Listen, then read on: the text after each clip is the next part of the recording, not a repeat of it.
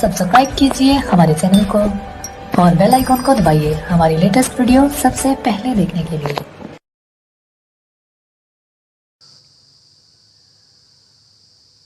नमस्कार मित्रों, हार्दिक स्वागत अभिनंदन है आपका। दिशा कम्युनिकेशन क्लासेस ऑनलाइन क्लासेस में आपका पुनः स्वागत है। हम लोग पढ़ रहे थे हिंदी व्याकरण के विषय में। आज हम लोग पढ़ेंगे हिंदी में विराम चिन्हों के विषय में। आपको ध्यान रखना है, एक विराम चिन्ह हर परीक्षा में अवश्य पूछा जाता है। चाहे हम यूपी टेट की बात करें या सुपर टेट की बात करें या अन्य प्रतियोगी परीक्षाओं की बात करें, एक विराम चिन्ह अवश्य पूछा जाता है। अगर हम वर्णक्षक की बात करते हैं तो उसमें लगभग 2 या 3 विराम चिन्ह अवश्य पूछे जाते हैं। ये भैया बहुत सरल होते हैं। हम ये कह सकते हैं कि ये बिल्कुल फ्री वाले नंबर होते हैं, आप आसानी से इनको प्राप्त कर सकते हैं। तो हम लोग देखेंगे विराम चिन्ह के अर्थ के विषय में। जैसा कि बताया गया है कि विराम का अर्थ भैया क्या होता है? रुकना। विराम का अर्थ है रुकना या फिर ठहरना। परिभाषा लिखी है कि वाक्य को लिखते अथवा बोलते समय बीच में रुकना पड़ता है जिससे अर्थ स्पष्ट हो सके और उसे ही हम विराम चिन्ह कहते हैं। जैसे आप लोगों ने देखा है कि सामान्यतः जब हम लोग प्राथमिक कक्षाओं में होते हैं तो जो शिक्षक होता है वो सस्वर पाठन करवाता है, सस्वर वाचन करवाता है। तो उसका तात्पर्य ये होता है कि सबसे पहले शिक्षक स्वयं पढ़ता है, उसके बाद में वो बच्चों को पढ़ने को कहता है। तो जो उसमें कमियां होती हैं वो उनको बताने का प्रयास करता है। विराम चिन्ह के माध्यम से क्या होता है कि जो हम लोग पाठन करते हैं उसका जो वाचन होता है बहुत शुद्ध तरीके से होता है। जैसे आप लोगों ने देखा कि जो प्राइमरी के बच्चे होते हैं वो इस प्रकार से कविता पढ़ते हैं कि हुआ सवेरा चिड़िया बोली बच्चों ने तब आंखें खोली, बराबर वो पढ़ते ही जा रहे हैं। शिक्षक भी वैसे कहता है कि बराबर पढ़ते आप लोग जाइए। तो पता नहीं कि वो गद्य पढ़ रहे हैं कि पद्य पढ़ रहे हैं, इसकी कोई हमें सूचना नहीं मिल पाती है। तो हिंदी में विराम चिन्हों का प्रयोग इसलिए किया गया है जिससे हमें यह पता चल सके कि हमारा जो छात्र है, जो विद्यार्थी है, वो गद्य पढ़ रहा है या फिर पद्य पढ़ रहा है। और विराम चिन्ह के माध्यम से क्या होता है कि शब्द का अर्थ भी स्पष्ट हो जाता है।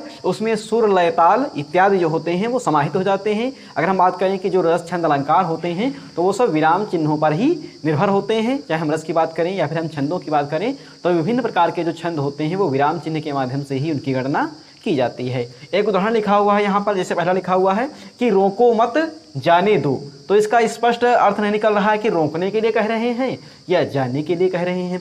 उसके बाद लिखा है कि रोको मत जाने दो। इसका अर्थ क्या है? इसका अर्थ यह है कि रोक लेना है, मेहमानों को रोक लेना है। उसके बाद क्या लिखा है कि उसके बाद जैसे देखिए लिखा है कि रोको मत जाने दो। इसका भी अर्थ क्या है? पहले था कि रोको मत जाने दो, उसके बाद लिखा है कि रोको मत जाने दो, अर्थात नहीं रोकना है।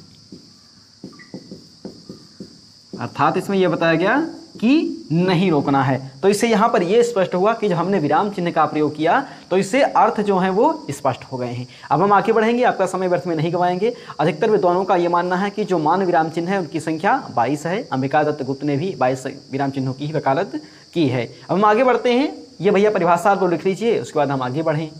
इसका आप लोग स्क्रीनशॉट ले लीजिए, कम समय में आगे बढ़ते हैं जी। मेरा विचार है कि आप लोगों ने इसका स्क्रीनशॉट ले लिया होगा। विराम चिन्ह की अगर बात की जाए भैया तो सबसे पहला जो विराम चिन्ह आता है वो आता है पूर्ण विराम। आपको ये ध्यान रखना है कि जो अंग्रेजी के विराम चिन्ह हैं वो हिंदी से ही बने हैं। बस अंतर इसमें क्या रह गया है कि जो हमारा पूर्ण विराम है, खड़ी पाई, देखिए पहला विराम चिन्ह कौन सा है? पूर्ण विराम जी, पहला है पूर्ण विराम। और इसका जो विराम चिन्ह है इस प्रकार से ये बना हुआ है, ये है इसका विराम चिन्ह। तो आपको ध्यान रखना है पूर्ण विराम के परिप्रेक्ष्य में ये कहा जाता है कि जो विस्मयादि बोधक वाक्य हैं और जो प्रश्नवाचक वाक्य हैं, यदि हम उनको छोड़ दें बाकी सभी प्रकार के वाक्यों के अंत में पूर्ण विराम का ही प्रयोग किया जाता है। एक और बिंदु आपको ये ध्यान रखना है कि जो अंग्रेजी के विराम चिन्ह हैं वो हिंदी से ही लिए गए हैं। अधिकतर जो विराम चिन्ह है वो वैसे ही हैं, सिर्फ पूर्ण विराम में अंतर कर दिया गया है।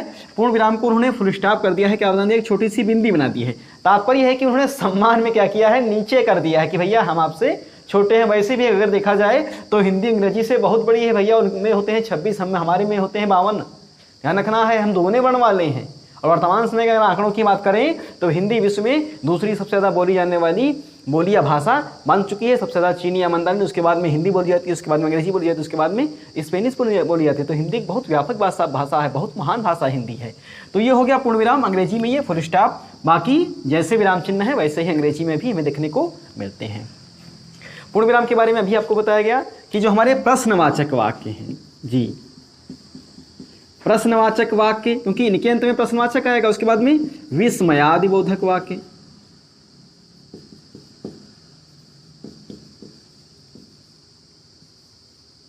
हाँ, विस्मयादि बोधक वाक्य, इनको यदि हम छोड़ दें, बाकी जो शेष जितने भी वाक्य होते हैं उनके अंत में किसका प्रयोग करेंगे? हम पूर्ण विराम का प्रयोग करते हैं। और आपको ध्यान रखना है, जैसे प्रश्न पूछ लेते हैं कि किस विराम चिन्ह का प्रयोग सबसे ज़्यादा किया जाता है, तो जो सस्ती या कह सकते हैं बेकार छपाई वाली किताबें हैं उनमें उन्होंने अल्प विराम को सही मान लिया, जो कि बिल्कुल गलत है। आपको ध्यान रखना है कि सबसे ज़्यादा पूर्ण विराम का ही प्रयोग होता है, पूर्ण विराम का प्रयोग सर्वाधिक होता है, ये आपको ध्यान रखना है, सर्वाधिक होता है। देखिए इनमें एक अंतर ये हो जाता है कि पूर्ण विराम का प्रयोग सर्वाधिक होने का प्रमुख कारण ये है कि मैंने बताया कि प्रश्नवाचक और विस्मयादि बोधक वाक्यों को छोड़ दें, बाकी सभी प्रकार के वाक्यों के अंत में किसका प्रयोग होगा? पूर्ण विराम का होगा। कुछ वाक्य ऐसे हैं जिनमें अल्प विराम भी आ गया, अर्धविराम भी आ गया और अंत में पूर्ण विराम आ गया। तो यही कारण है कि जब सबके अंत में वही आएगा तो विराम चिन्ह का ही प्रयोग सबसे ज़्यादा होगा। और यदि प्रकार की बात हम करते हैं तो वहाँ पर सबसे ज़्यादा अल्प विराम का प्रयोग होता है। अब हम देखेंगे आखिर कौन से बिंदु हैं जहाँ पर पूर्ण विराम का प्रयोग होता है। तो पहला बिंदु क्या हो गया कि वाक्य के अंत में, वाक्य के अंत में, यानी कि अभी आपको बताया गया कि ये दो प्रकार के जो वाक्य हैं इनको छोड़ दें, बाकी जितने भी वाक्य होंगे उनके अंत में हम पूर्ण विराम का प्रयोग करते हैं। दूसरा देखें कौन सा है, दूसरा है भैया छंद में। हाँ, छंद में हम कहाँ पर प्रयोग करते हैं?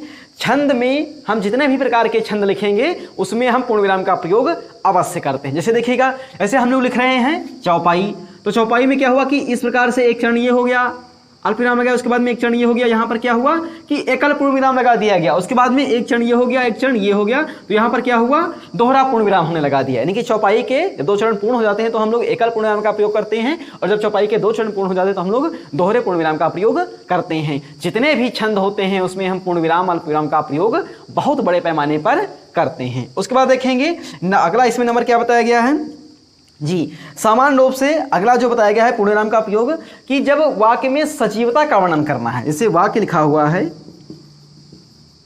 वाक्य में सजीव वर्णन। हाँ, जब वाक्य में हम सजीव वर्णन करते हैं, जैसे किसी भी व्यक्ति की विशेषताओं को हम बहुत अच्छे तरीके से बताने का प्रयास कर रहे हैं। जैसे लिखा हुआ है कि वह शोभित, हाँ वह शोभित, सत्यवादी, कर्तव्यनिष्ठ, आदर्शवादी,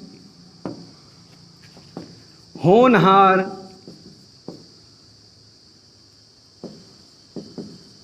छात्र है। तो इससे क्या स्पष्ट हो रहा है कि अब माफ कीजिएगा, यहां पर जैसे ये हमें पूर्ण विराम का प्रयोग करना है, उसके बाद में ये हमें पूर्ण विराम का प्रयोग करना है, उसके बाद हमें ये पूर्ण विराम का प्रयोग करना है और ये पूर्ण विराम का प्रयोग करना है। लेकिन हमें करना किसका चाहिए था? अल्प विराम का। पूर्ण विराम का प्रयोग हमने इसलिए कर दिया कि भैया शोभित हमारी इस संस्था के बहुत योग्य विद्यार्थी हैं, मैं उनकी प्रशंसा करना चाहता हूँ। तो ये जितनी भी विशेषताएं उनमें हैं कूट कूट कर भरी हुई हैं, इसका मतलब है कि सजीवता हो गई है। तो जब ये विशेषताएं में कूट कूट कर भरी, अगर हम अल्प विराम लगाते तो भैया कुछ विशेषता कम हो जाती, इसलिए पूर्ण विराम लगा दिया गया, यानी कि ये बहुत योग्य विद्यार्थी हैं। इस प्रकार से इसका हम प्रयोग करते हैं। बाकी जब सबके अंत में हो गया तो उसकी परिभाषा बहुत व्यापक हो गई, ये लिख लेंगे। अब हम आगे बढ़ेंगे। नंबर 2 पे जो हमारा विराम चिन्ह आता है उसे कहा गया है अल्प विराम। अल्प विराम का भी प्रयोग बहुत बड़े पैमाने पर होता है जी। इधर हम लोग देखेंगे, नंबर 2 पे आता है अर्धविराम। नंबर 2 पे हम लोग देखेंगे अर्धविराम कौन सा है जी। अर्धविराम ये इसका, माफ कीजिए, ये जो है इसका विराम चिन्ह है अर्धविराम का। नंबर 2 पे कौन सा आ गया है? अर्धविराम, ये विराम चिन्ह बना हुआ है। तो इसमें यह बताया गया है कि अर्धविराम का प्रयोग हम कहां पर करेंगे? जहां अपूर्ण विराम से कम, जहां अपूर्ण विराम से कम व अल्प विराम से ज्यादा देर तक रुकना हो।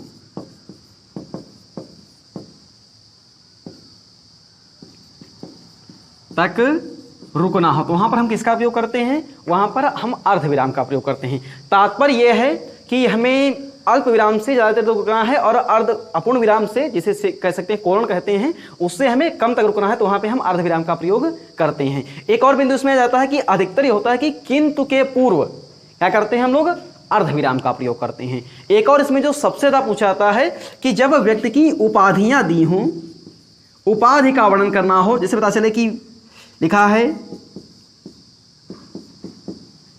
इस प्रकार से लिखा है MA, उसके बाद में ये PhD।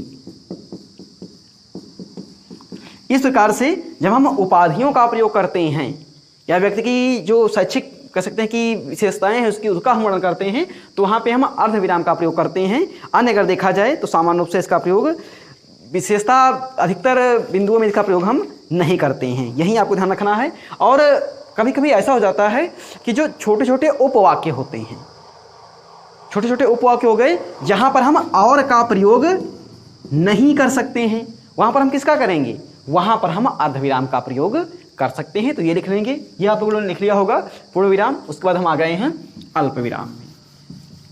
अल्प विराम जिसे भैया कॉमा कहते हैं अंग्रेजी में, इसका प्रयोग हिंदी में अगर देखा जाए तो प्रकार के आधार पर इसका प्रयोग सबसे ज़्यादा होता है। तो यहाँ पर हम देखेंगे अल्प विराम, नंबर 3 पे आ गया है अल्प विराम। हाँ, ये भैया बना हुआ है अल्प विराम, इसे हम लोग कामा भी कहते हैं। तो अल्प विराम का प्रयोग हम कहाँ पर करते हैं ये हमें देखना है। अल्प विराम से तात्पर्य हम ये लगाते हैं कि सामान्य रूप से मैंने बताया कि अल्प विराम का प्रयोग हम प्रकार के रूप में सबसे ज़्यादा करते हैं, परंतु एक और बिंदु यहाँ पर ध्यान रखना है कि किस विराम चिन्ह का प्रयोग सबसे ज़्यादा करते हैं। तो नंबर 2 पे अल्प विराम ही आता है। सबसे ज़्यादा हम लोग पूर्ण विराम का प्रयोग करते हैं, उसके बाद अल्प विराम का प्रयोग करते हैं। कौन कौन से बिंदु हमें देखना है इसमें एक बिंदु ये बताया गया है कि जहाँ पर अल्प विराम का प्रयोग हम वहाँ पर करते हैं जहाँ अर्ध विराम से कम देर तक रुकना हो, वहां पर हम किसका प्रयोग करेंगे, अल्प विराम का प्रयोग करेंगे। तात्पर्य यह है कि जहां पर हमें रुकना होगा, अर्धविराम की तो शर्तें हो गई, औसतन समय हम किसका प्रयोग करेंगे, अल्प विराम का ही प्रयोग करते हैं। तो हम लोग देखते हैं कौन कौन से इसमें मुख्य बिंदु बताए गए हैं। सबसे पहला बिंदु यह बताया गया है कि एक ही प्रकार की विषय वस्तु, एक ही प्रकार की विषय वस्तु, अर्थात जब एक ही प्रकार की विषय वस्तु आएगी तो वहां पर हम अल्प विराम का प्रयोग करते हैं। जैसे किसी व्यक्ति की विशेषताएं बताना है तो हमें यदि सजीव नहीं करना तो क्या करेंगे कि हम अल्प विराम का प्रयोग कर सकते हैं। जैसे महात्मा बुद्ध एक महान कह सकते हैं कि संत वक्ता, इस प्रकार से कामल गा करके हम लिखते चले जाएंगे, यानी कि महात्मा बुद्ध की हमें विशेषताओं का वर्णन करना है तो वहाँ पर क्या करेंगे, हम अल्प विराम का प्रयोग गाते हुए चले जाएंगे। उसके बाद में ध्यान रखना है कि कभी कभी होता है क्या कि जो वाक्य होते हैं उनमें हमें रुकना होता है कुछ समय के लिए। जैसे लिखा है हाँ,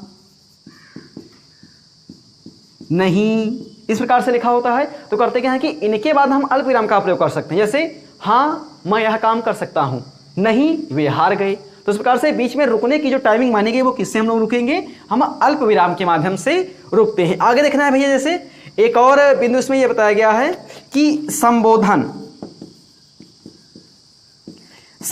शब्द के बाद हम किसका प्रयोग करते हैं, संबोधन शब्द के बाद भी हम अल्प विराम का प्रयोग करते हैं। जैसे मैंने कहा रवि इधर आओ, तो अगर हमने सीधे कह दिया कि रवि इधर आओ तो क्या होगा, रवि सुन ही नहीं पाएंगे कि आखिर हमें आवाज कौन दे रहा है। तो कुछ समय के लिए हमें रुक जाना है, जिससे जिसका हम संबोधन कर रहे हैं वो समझ जाए, उसके बाद हमें अगला शब्द बोलना है जिससे वो आसानी से समझ जाए। तो संबोधन में भी हम क्या करते हैं कि अल्प विराम का प्रयोग करते हैं। आगे हम देखेंगे अल्प विराम का प्रयोग हमने बताया कि सर्वाधिक करते हैं। तो कौन कौन से बिंदु उसमें बताए गए हैं जी। उसके बाद में ध्यान देंगे जब हम लोग पत्र लिखते हैं, पत्र लेखन, हाँ ध्यान रखना है, पत्र लेखन में भी हम अल्प विराम का प्रयोग करते हैं। कैसे करते हैं, जैसे हमने लिखा पूज्य पिताजी, पूज्य पिताजी, उसके बाद क्या करेंगे, हम अल्प विराम लगा देंगे इस प्रकार से। या फिर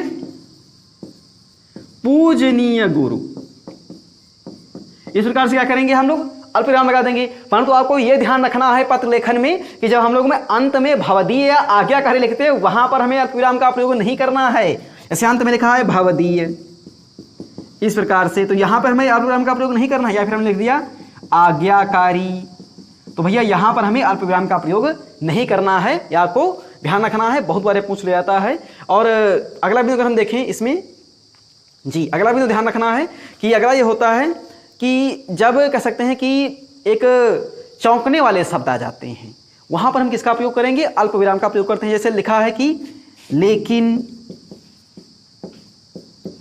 इसलिए, हाँ, लेकिन इसलिए इस प्रकार के जब शब्द आते हैं तो क्या करते हैं कि हम वहां पर भी, परंतु हो गया, वहां पर भी हम किसका प्रयोग करेंगे? अल्प विराम का प्रयोग करते हैं। जैसे अगर देखा जाए कि सामान्य रूप से वह विद्यालय जा रहा था, या कह सकते हैं कि वह पढ़ने में तेज था इसलिए पास हो गया, तो क्या करेंगे कि हम इसलिए के, या तो हम इसलिए हटा दें, वहां पर हम अल्पविराम का प्रयोग करेंगे। तो जब हम अल्पविराम का प्रयोग करेंगे तो वो क्या समझाएगा हमें? वो इसलिए के बारे में हमें बताएगा। या फिर अगर हम अल्पविराम लगाएंगे तो उसका मतलब है कि अब एक कारण छिप गया है जो इसलिए वो, या फिर इसलिए वो पास हुआ है, तो कारण की भी व्याख्या यहां पर कर दी जाती है। उसके बाद देखेंगे, या तो उन्होंने लिख लिया होगा, अभी से हम साफ कर रहे हैं। अगला बिंदु कौन सा है अल्पविराम में? हाँ, ध्यान रखेंगे, जब भैया हम लोग तारीख लिखते हैं, तारीख लिखते हैं, समय लिखते हैं, जैसे लिखा है कि 2 अक्टूबर, उसके बाद क्या करेंगे? अल्पविराम लगाएंगे 1869 को गांधी जी का जन्म हुआ था। इस प्रकार से भी हम अल्पविराम का प्रयोग करते हैं। आगे देखना, अगला बिंदु इसमें यह बताया गया है कि सामान्य रूप से जब, अब एक और बिंदु यह बताया गया है कि एक ही प्रकार के कई सारे उपबंध आ जाएं। जैसे लिखा है फलों के नाम, इस प्रकार से बनाया, योजना लगाया, जो भी आपके फल जितने भी आते हैं अल्पविराम लगा के आप लिखते चले जाएंगे। उसके बाद जैसे इसमें आ गया कि पास होने वाले विद्यार्थियों के नाम, इस प्रकार से लिख दिया गया, पास होने वाले विद्यार्थियों के नाम, आपने योजना लगाया, जो भी राम श्याम सुरेश महेश सबके हैं अल्पविराम लगा के आप लिखते चले जाएंगे। इसमें कोई भी विषय वस्तु आ सकती है, पशुओं के नाम, जीव जंतुओं के नाम, कोई भी विषय वस्तु आएगी तो आप अल्पविराम लगा करके क्या करेंगे? लिखते चले जाएंगे। एक और भैया अति महत्वपूर्ण बिंदु इसमें आता है उद्धरण चिन्ह, अर्थात जब हम लोग उद्धरण चिन्ह का प्रयोग करते हैं तो वहां पर भी क्या होता है? अल्पविराम का प्रयोग किया जाता है। जैसे एक लिखा हुआ है नेताजी ने कहा, हाँ, नेताजी ने कहा, उसके बाद क्या करेंगे हम लोग? अल्पविराम लगाएंगे। फिर क्या करेंगे हम लोग? उद्धरण चिन्ह लगा देंगे और उसमें लिख देंगे कि तुम मुझे खून दो मैं तुम्हें आजादी दूंगा। तो इस प्रकार से क्या करते हैं हम लोग? अल्पविराम का प्रयोग करते हैं। अगला बिंदु इसमें यह बताया गया है कि सामान्य रूप से जब हम लोग अंक गणितीय गणनाएं लिखते हैं या अंक जो लिखते हैं तो वहां पर किसका प्रयोग करेंगे? वहां पर भी हम लोग भैया अल्पविराम का ही प्रयोग करते हैं। देखना है कैसे? जैसे ये लिखा हुआ है कि हम लोग अंक लिख रहे हैं, अंक लिखेंगे तो इस प्रकार से क्या होगा कि 1 2 3 4 इस प्रकार से लिखते चले जाएंगे, या हमें मध्यिका निकालनी है या हमें बहुलक निकालना है, इस प्रकार से जब आएंगे तो हम लोग अल्पविराम लगा करके इसका प्रयोग करते चले जाएंगे। और आपको ये समझना है कि एक ही प्रकार की जो विषय वस्तु आती है तो उसमें हम किसका प्रयोग करेंगे? अल्पविराम का ही प्रयोग करते हैं। या तो लिख लीजिए, उसके बाद हम आगे बढ़ेंगे। हाँ, ये लिख लेंगे भैया। इसके बहुत सारे रूप हैं। सबसे अगर देखा जाए तो अल्पविराम के लगभग 23 प्रकार बताए गए हैं, किस प्रकार से हम अल्पविराम का प्रयोग करते हैं। परंतु ये प्रकार आपसे नहीं पूछे जाएंगे, आपसे साधारण प्रश्न पूछा जाएगा, कहीं बताइए अल्पविराम कौन सा है, तो आप आसानी से उसे पहचान ही गए हैं, आपका कौमा ही अल्पविराम है। ये लिख चुके हैं तो हम आगे बढ़ेंगे, अगला विराम चिन्ह देखेंगे। अगला विराम चिन्ह जो है हमारा बहुत ही साधारण है और उसे नाम दिया गया है प्रश्नवाचक चिन्ह। हाँ, कौन सा भैया? 4 नंबर का है ये प्रश्नवाचक चिन्ह। हाँ, प्रश्नवाचक चिन्ह हो गया, ये आपका विराम चिन्ह है इस प्रकार से साधारणतः। तो प्रश्नवाचक चिन्ह के विषय में क्या बताया गया कि जो सामान्यतः प्रश्न पूछे जाते हैं वहां पर हम प्रश्नवाचक विराम चिन्ह का प्रयोग करते हैं। जैसे कब, क्यों, कहाँ, कैसे, या तो वाक्य के मध्य में आएंगे या फिर वाक्य के प्रारंभ में आएंगे, तो हमेशा उन वाक्यों के अंत में हम क्या करते हैं? प्रश्नवाचक चिन्ह लगा देते हैं। इसमें कुछ भी नहीं लिखना है, बहुत ही असाधारण है। आगे देखना है, अगला जो बताया गया है इसमें यही ध्यान रखना है कि प्रश्नवाचक शब्द आने पर प्रयोग किया जाएगा। कभी कभी भैया चौंकने पर क्या होता है कि हम लोग प्रश्नवाचक चिन्ह का प्रयोग करते हैं। जैसे जो लोग चौंकते हैं तो वहां पर क्या करते हैं? इस प्रकार से प्रश्नवाचक चिन्ह हम बना देते हैं कि ये चौंकने की दशा होती है, वो भी ये दर्शा देते हैं। उसके बाद में ध्यान रखना है, अगला जैसे बताया गया है अगला जो भैया है 5 नंबर ही है, आपको ध्यान रखना है विस्मयादि बोधक चिन्ह। विस्मयादि बोधक चिन्ह, देखिए ये इसका विराम चिन्ह बना हुआ है, बहुत साधारण है ये, बस आपको पहचान करनी है। इसका प्रयोग हम कहाँ पर करते हैं? देखिए इससे पहले हमने आपको एक टॉपिक पढ़ाया था अव्यय। अव्यय में हमने आपको बताया था कि समान रूप से अव्यय के 4 प्रकार होते हैं। इसे एक में क्रिया विशेषण हो गया, संबंध बोधक हो गया, समुच्चय बोधक हो गया और विस्मयादि बोधक हो गया। तो विस्मयादि बोधक में आपको ये बताया गया था कि जहां पर मनुष्य की मानविक दशाएं आ जाती हैं, हाँ मानविक दशा आ जाएगी, जैसे इसमें हर्ष हो गया, शोक हो गया, घृणा हो गया, प्रेम हो गया, अहंकार हो गया, ये सारी जब दशाएं आती हैं तो उनको हम क्या करते हैं, विस्मयादि बोधक चिन्ह के माध्यम से दर्शाते हैं। जैसे पता चले कि हर्ष हुआ है, तो हर्ष हुआ जब खुशी हुई तो आहा इस प्रकार से कह दिया और ये विस्मयादि बोधक चिन्ह लगा दिया, या फिर शोक हुआ तो कह दिया हाय ये क्या हो गया, तो यहाँ पर इस प्रकार से ये विस्मयादि बोधक चिन्ह लगा दिया। या फिर अगर स्वीकृति देना है तो कह दिया हाँ, इस प्रकार से विराम चिन्ह लगा दिया। और कभी होता क्या है कि जब बहुत ज़्यादा दशा कह सकते हैं कि व्यापक करनी होती है तो वहाँ पर हम कई सारे विस्मयादि बोधक विराम चिन्ह का प्रयोग करते हैं। जैसे बहुत पहाड़ टूट पड़ा है तो कहते हैं हाय, इस प्रकार से किया और कई सारे विस्मयादि बोधक चिन्ह बना दिया, यानी कि बहुत बड़ी विपदा या आपदा आ गई है। तो ये हो गई, इस प्रकार से दशाएं आती हैं। जैसे अगर संबोधन करना है, हुर्रा कह दिया, आहा कह दिया, शाबाश कह दिया, या कह सकते हैं कि संबोधन करना है या बधाई देना है, इस प्रकार से तात्पर्य है कि जितने भी मानविक दशाएं मनुष्य की वेदनाओं से जितने भी संबंधित होते हैं वो सब किसमें आते हैं, वो सब आते हैं हर्ष बोध या कह सकते हैं विस्मयादि बोधक विराम चिन्ह के अंतर्गत आते हैं। आगे हम लोग देखेंगे, आज का जो कह सकते हैं अंतिम होगा वो उदाहरण चिन्ह, या तो लिख लीजिए भैया, उसके बाद हम आगे बढ़ते हैं। तब तक हम इधर लिखेंगे, हाँ इधर देखेंगे उदाहरण चिन्ह। उदाहरण चिन्ह का प्रयोग हम कहाँ कहाँ पे करेंगे जी, इस प्रकार से उदाहरण चिन्ह, हाँ ध्यान रखेंगे 6 नंबर का है उदाहरण चिन्ह। ये भैया आपके उदाहरण चिन्ह बने हुए हैं इस प्रकार से, इस प्रकार से और इस प्रकार से।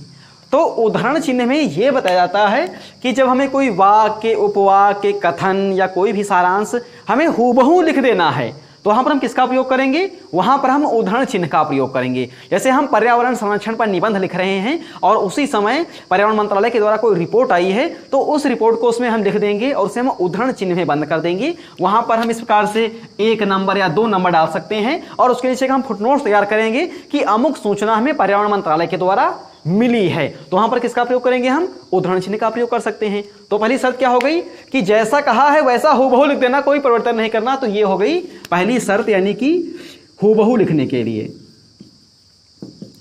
हाँ हूबहू कथन में। दूसरा भैया ये बताया गया है कि महत्वपूर्ण शब्द, हाँ कोई भी पद लिखा है, पद्यांश लिखा है, गद्यांश लिखा है, यदि उसमें हमें किसी शब्द को महत्वपूर्ण घोषित करना है तो हम वहां पर क्या कर सकते हैं, वहां पर हम एकल उदाहरण चिन्ह का प्रयोग करेंगे। जैसे कोई कथन आ गया, नारा आ गया या कोई आदर्श वाक्य आ गया तो उसे हम दोहरे उदाहरण चिन्ह में बंद करेंगे। जैसे मैंने अभी बताया कि नेताजी ने कहा कि तुम मुझे खून दो मैं तुम्हें आज़ादी दूंगा, या फिर नेताजी ने कहा कि जय हिंद, इस प्रकार से उन्होंने दिल्ली चलो, तो वो सब दोहरे उदाहरण चिन्ह में बंद कर दिए जाएंगे। परंतु हम कोई कहानी पढ़ रहे हैं, उसमें पता चले कि श्री रामचरितमानस का नाम आ गया, कुरान का नाम आ गया, या किसी महाग्रंथ का नाम आ गया, या किसी कोई भी ऐसा शब्द आए जो एकल शब्द आता है तो उसे हम क्या करते हैं, उसे हम उदाहरण चिन्ह में बंद कर देते हैं।